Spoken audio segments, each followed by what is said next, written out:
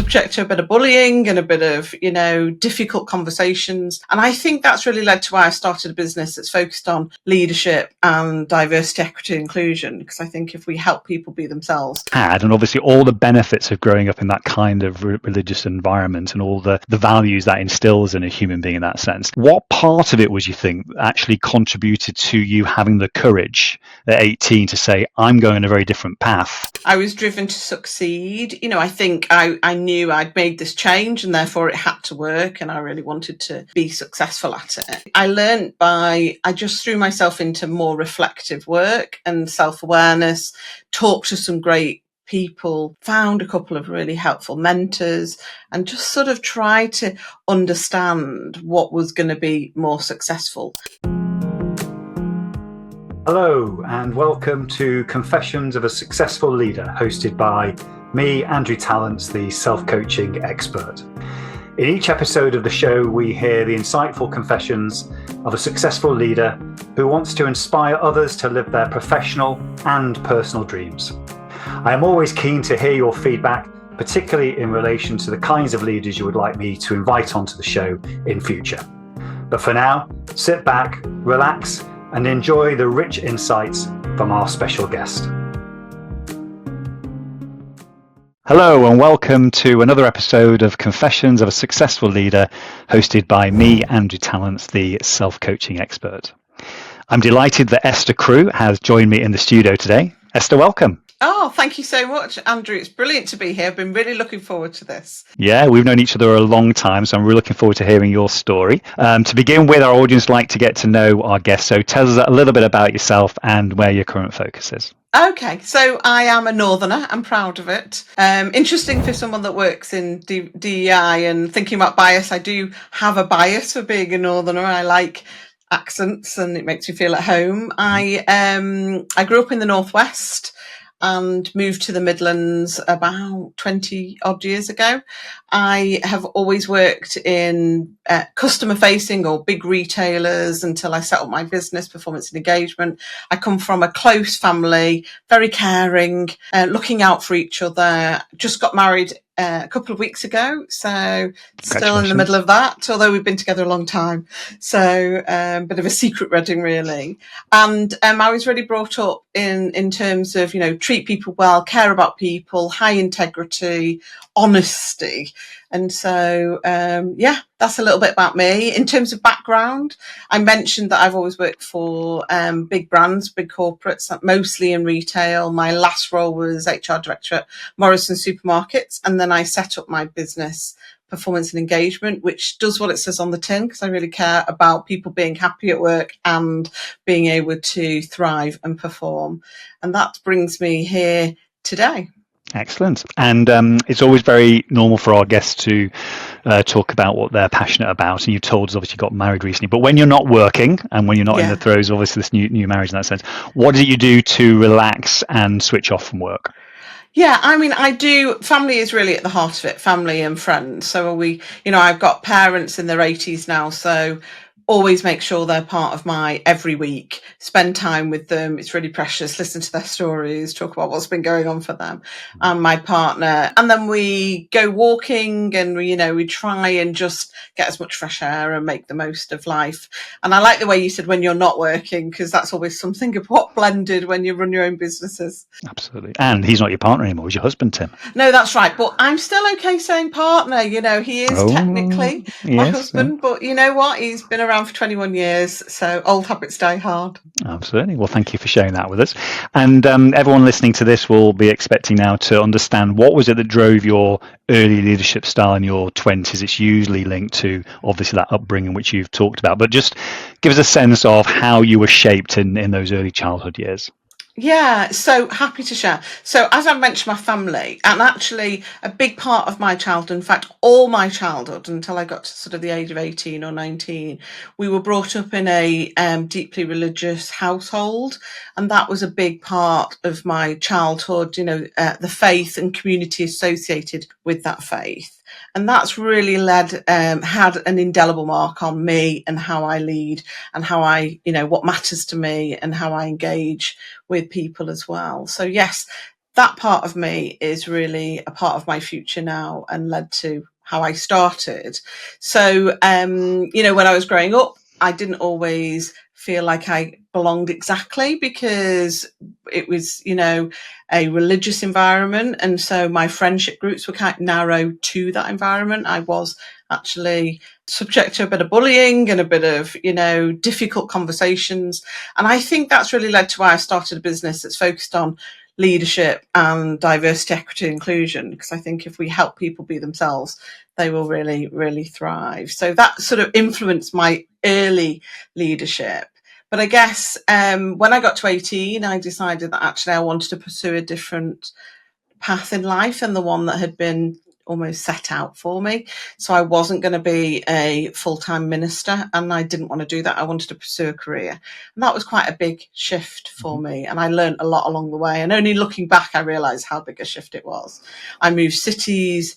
I had to start again, had to almost like work out who my community was and really take a slightly different approach. And I think that was a big shaper for me too. And that's really interesting. So let's just talk about that, because I'm really fascinated and curious, and we've never spoken about this particularly. No, we haven't.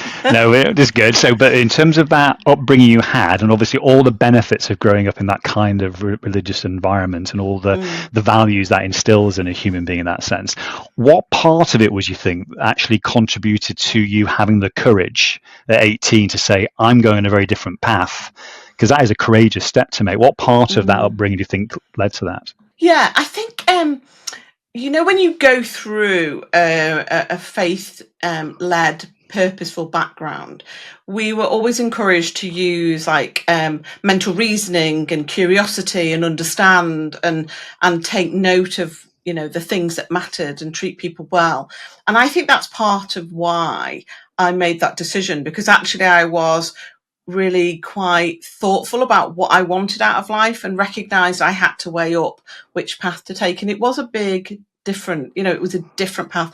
I pretty much left my community behind because that was the nature of how it worked. And so, yeah, mental sort of curiosity, working things out, being prepared to be different and having the resilience associated with it. So those formative years affected by resilience in making that decision. Yeah, I love that. So let's talk about your 20s, and obviously you've been given this sort of environment of which it really instilled these values and then the courage to do it. What was your leadership style like in the 20s? What were you excelling at? What were your superpowers like in those days? Oh, I don't know if I had superpowers. It sounds really interesting to say that now, but I think I was very earnest. I was driven to succeed. I think I knew I'd made this change and therefore it had to work, and I really wanted to be successful at it. I really wanted to do a good job. So I think that mattered a lot. So, that follow through, lead the team in your formative, years as a manager and then a leader. And so I sort of threw myself into roles that were very much about leadership, learning, taking responsibility. I started off in retail management, managing teams and stores, and then I moved through to more senior roles. And then I decided to make a switch into leadership development, and that's really where I found my furrow in a way. I really felt that was where I could make a difference for people. And this achievement orientation, obviously a lot of leaders have this where they're trying to achieve, and obviously it leads to progressive promotions, etc. Was there a point in your 20s or was it your 30s where actually you started to learn, particularly maybe went into L&D, there was maybe a different way of achieving success in that sense as opposed to purely being driven around? Yeah, definitely. So I think when you're in retail management, it's about delivering and executing in a particular way, particularly when you work in a big retailer. This is how your store should look, this is how you deliver it, this is how you lead your team. But I think when I moved out of that into more divisional and regional, I think you realize you have to do things slightly differently. It's about influence. It's also about navigating politics, which was something that you don't typically get exposed to at a retail store level. Obviously, there's some people that really throw themselves into that, but I wasn't. I was about being the best, delivering the performance and making sure the team were in a good place, a good shape. So when you move into a slightly different way of working, you really I noticed how I hadn't really necessarily set myself up for that. Politics, I was very candid. People sometimes found me too honest, and I think that's coming from my childhood and my background, that sense of working with integrity and ethics. And so that really was a shift. I also noticed that some behaviours were totally unacceptable, and how to navigate that, because you're still trying to find your place, find yourself, and really, find a way of making it a success. Yeah. And I may be wrong here. I've worked with a lot of different leaders in retail, and because of the trading nature of retail, you say this, ability to be able to do things quickly and be agile. I find sometimes leaders find it difficult to move from this state of doing and being rewarded for that into the state of being in relationship and influencing and creating space to think and what's needed next. So did that happen with you, or could you see Definitely. that with people? Yeah, definitely. I would say that I had this always on mentality, like, what am I going to do? What do I need to do? What are my tasks? And I think you shift, and I think I went through quite a lot of change. And how I did that was also, I hit some problems. It wasn't quite working the way I wanted. I was dealing with people that maybe I wouldn't choose to associate with as well. So there were some challenges around that. And I learned I just threw myself into more reflective work and self-awareness, talked to some great people, found a couple of really helpful mentors, and just sort of try to understand what was going to be more successful, because I didn't want to be limited to someone that you can rely on to get a job done. I wanted to be someone that could lead people and to really make a difference to the quality of their lives. Tell us a little bit about that piece around integrity, values, ethics, where they're really important to you, again, for your upbringing. You can see also it's important for the organization, and yet you're working with people around you who don't share the same views as you. How did you overcome some of those challenges? Yeah, I mean, it wasn't easy, and things have happened that now I look back and wish I had stood up more about and, confronted maybe more. But I think that's come with experience and maturity as well. So I think when they were happening at the time, I probably tried to work through it as opposed to change it or influence it. And I think now I look back and wish I'd stood up a little bit more. Yeah. But actually, what I also learned was, if you surround yourself with good people that do really value you and be yourself, it makes all of the difference. So I spent a lot of time, first of all, just accepting that I had to learn a lot. And then it was about, okay, what can I do? And where are my boundaries? And what am I going to stand up for? And what am I not going to stand up for? And you've had such an interesting career. So take us through that, your 30s, and what were you learning there in terms of the different challenges you were experiencing, both from a leadership in HR perspective, but also influencing those other stakeholders around you?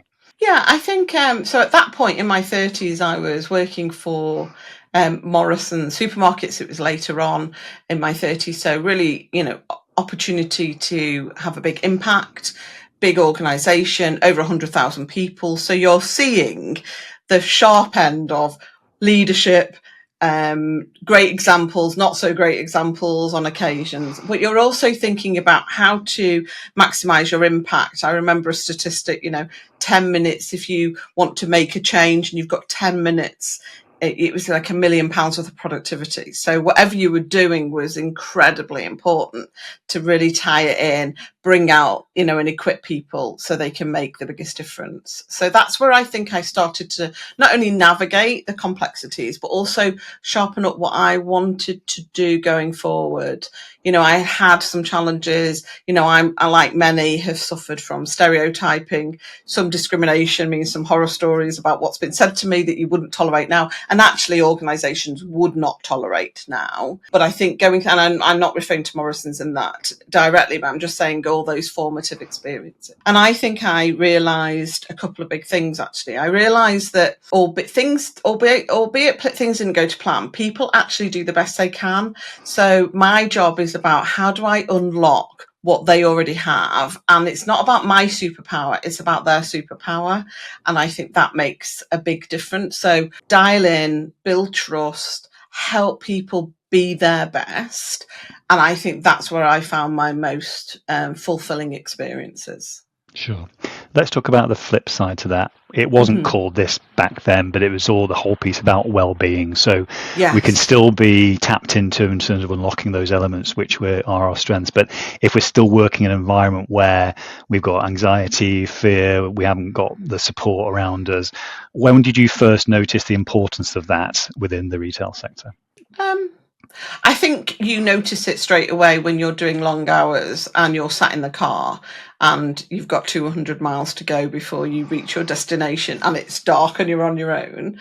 And so I think that's when you start to think, actually, that me time, that self-reflection, that review, and actually allow yourself to forgive and allow yourself to really just think through, what went well and how to take personal learning out of it.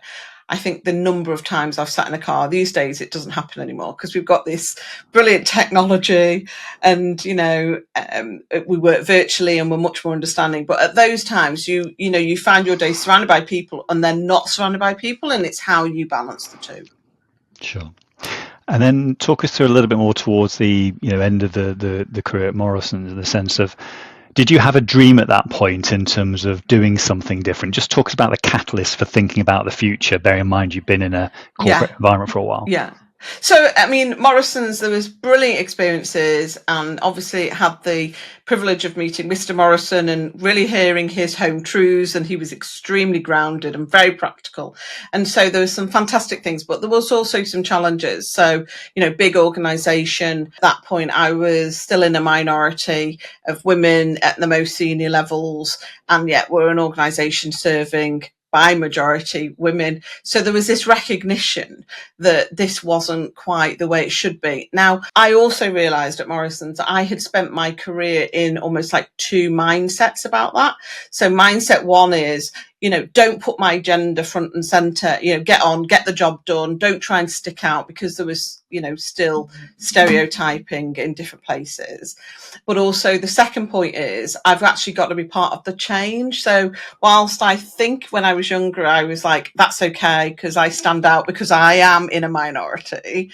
Actually, the older I got and the more senior I got, I realised that I had a duty and almost like this sense of purpose around it. So actually, when I left Morrison's, I founded Performance and Engagement, and I was very clear that the purpose is creating a fairer society. But I took with it those leadership insights around, businesses have really challenged, everybody's time for. Everybody's, thinking about cost. How do you scale something when you're working in big organizations? How do you get leaders really to focus when they've got so many competing priorities? And so the work that we do is about addressing those things, helping leaders be great leaders, developing leaders, but also bringing out the best in their people. So that actually gave me a really strong mandate for where I wanted to go next. So I didn't want to be on the sidelines. I didn't want to be a passenger. I actually wanted to change society. I love that, and we'll come back to that in a moment in terms of how that manifests in the work that you do. I think the audience would also be very interested in, if they are feeling this now, if they've been working in a corporate environment and yet there's this something in their gut that tells them they need to be doing something different in life in service of something maybe bigger than them. Just talk to us about that change, because it's easier saying I'm going to set up my own business to do this, but actually it's a very big risk. Just talk to us about that process and maybe what the learning was from that. Yeah. To be fair, I've never been one of these people that go, okay, here's my 10-year plan, here's my 5-year plan, and here's what I'm doing. So actually, I kept it bite-sized. I decided that if I could survive a year, that would be a real success. So I only worried about the year ahead. And I was also very clear about what I didn't want to do. So for me, I called the business, I've got 2 businesses now, but the first business was called Performance and Engagement, which is probably a rubbish name for a business, but I'm a very candid person. So to me, that's what it was all about. So it does what it says on the tin. So how do you do that? I think you start by going, okay, I'm all about performance and engagement. Now, back then, people said, you need to differentiate yourself. And actually, that's pretty hard when you're a startup. But I wanted to have an impact. So it was much more about the impact you have. If I get to work with really good organisations that care passionately about their people, I'm happy. And then I can bring all my 20 years of experience, and this is how you get things done in a time scale, cost effective way. That's great, because it means that people can thrive. And that's what I care about. What did you find most challenging in that first year? I know you only set out, I'll survive for a year and then see what happens next. But what did you find most challenging going from where you had lots of resource and obviously those different challenges into it's your own business? I think it was about expectations about myself, actually. That was the hardest thing. And it's a great question, because I've never really talked about this with everybody. But when you're used to working in a performance environment, you're always thinking about this year's performance versus last year's performance. All your measures are comparable to year on year, month on month. And you've got an agenda of change as well. And I think it was about allowing myself to say, I'm starting, I need to start somewhere, but almost like allow myself to work things out and make the time. And, I was really fortunate. I started to work with a private equity business. I quickly did some good pieces of work, and I thought, actually, I can do this. So that actually gave me some confidence to say, I can still draw on my own resources. I can still make a difference, and forgive myself if it didn't quite go to plan. And that's something Tim says to me all the time, actually. Just forgive yourself a little bit, don't, because my optimism and ambition is always greater than my reality and time available. And thinking now, because we're all on this journey, and I thought about this recently, bear in mind your upbringing and this now entrepreneurial stage of your life in terms of really being in service of what you do. How would you say that you're actually different in terms of relationship with the people around you? Yeah. I think when I started, I was thinking about this. When I started, I was thinking, I'm a new manager. What do I need the team to do? Whenever I started the next role, whenever I got a promotion, right, where are we going? What do I need? And of course, there's somebody always telling you, you need to deliver A, B, and C. That's the nature of big organizations, big corporates. Somebody else decides your priorities until you get to the most senior levels. I think one of my biggest realizations is, actually, it's about what do my people need from me, not what do I need from them. And it's really interesting, because we're in the middle of, we're going live with a new e-learning and support tools for organizations, trying to bring more scale to the change. And that's actually baked into one of the modules, that whole piece around what do you first think about and how do you actually turn it around to create the best environment for people.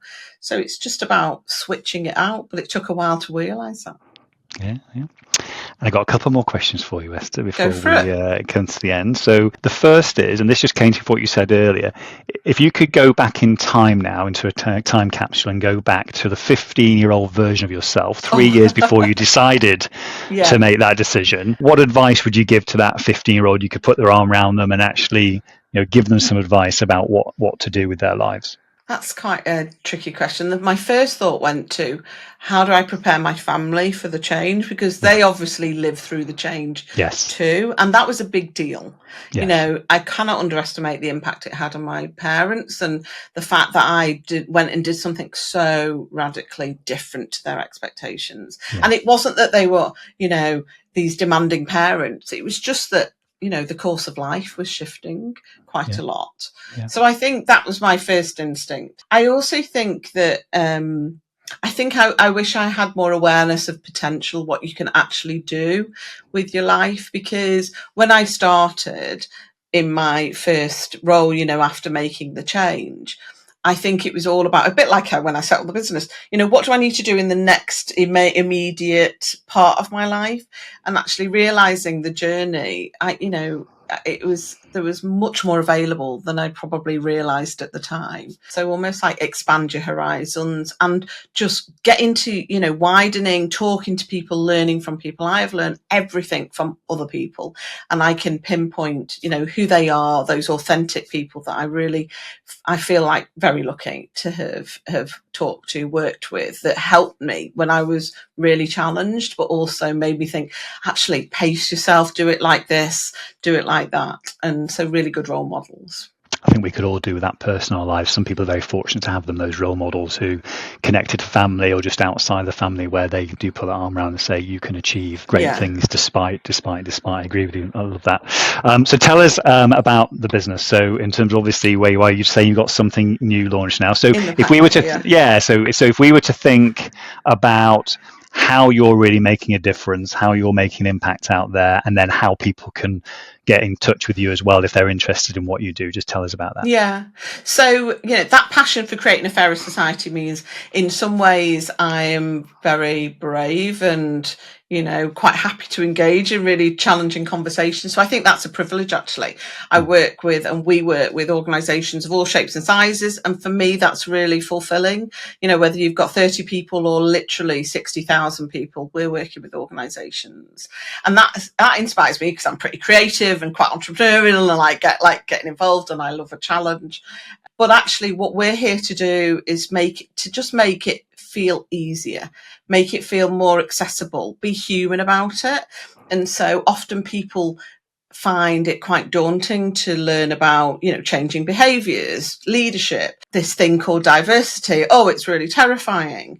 And I'm really passionate about saying it's about being human. It's about having great connections. Let's start by thinking about those things. And we all have positive intent. That is my reality. I have literally met one person in my entire career who I would call the outlier on that. And everybody else, they want to do a good job. They don't necessarily want to be a poor manager or a poor leader, but they might need some help along the way. So actually this being able to say to people, I'm here for you and I'm not going to judge you, and actually I'm going to help you be your best, is really quite powerful for me. So the two businesses one's a consulting business, and that's where we've been typically working with the large organisations that say, can you help us work out what our culture's like, and then help us on the journey, where to start, where to go.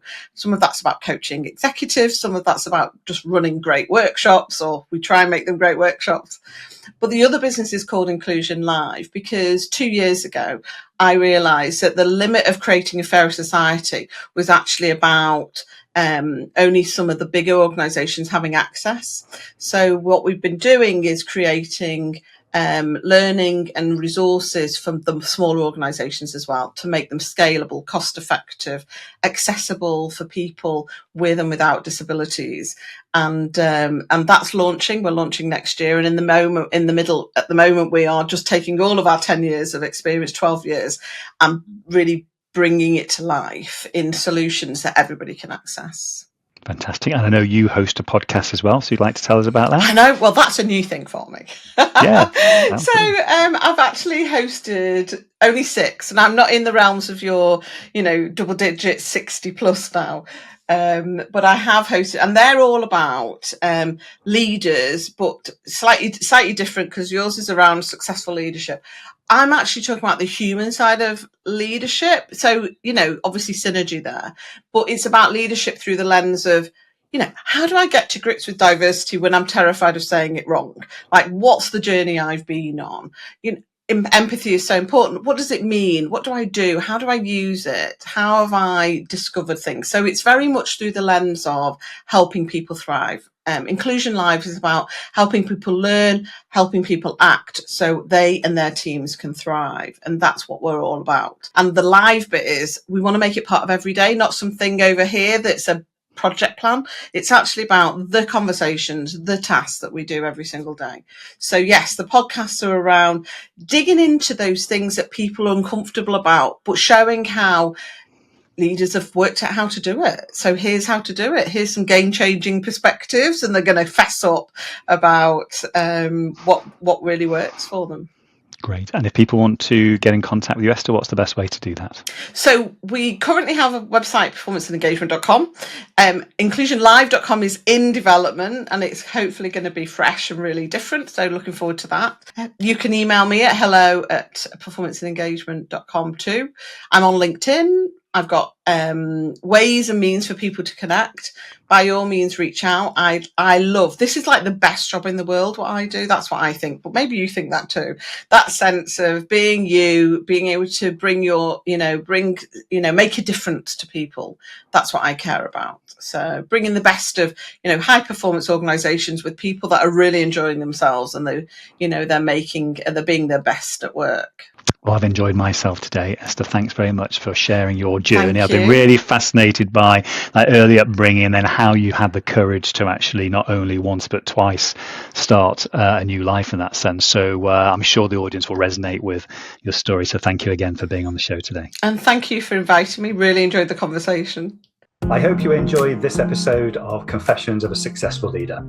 You can access all previous episodes of the show at confessionsofaSuccessfulLeader.com. If you are interested in finding out more about conscious leadership and self-coaching, just type in Andrew Tallents into LinkedIn or your favorite browser, and you'll find my contact details and all the content that you need.